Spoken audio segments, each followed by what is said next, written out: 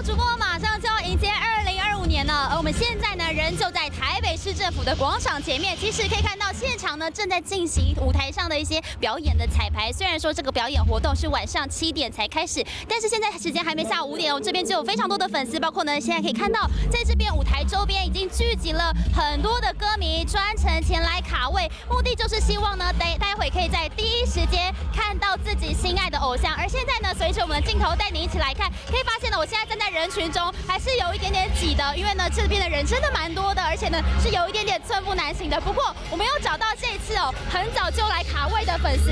好，我们先来看一下粉丝多早就到这边卡位。Hello， 像是呢这一次有人气女团 A-Pink 就来到了台北市的跨年舞台表演。那么想问一下 A-Pink 的粉丝，大概多早就到了？我大概昨天下午5点。昨天下午5点，你是从哪边来的啊？我从台北。哦，对，你怎么会这么早来？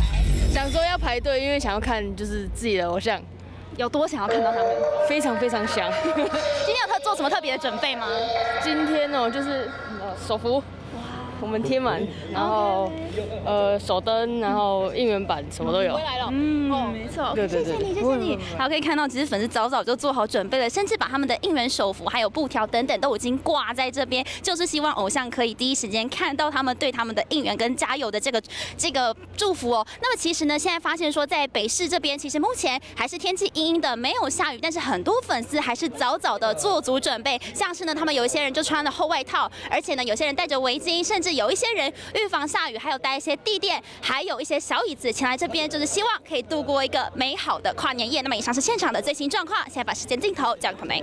Hello， 我是林仙怡。想要抢先掌握最及时的新闻资讯吗？赶快订阅、按赞、开启小铃铛，锁定华视新闻 YouTube 频道。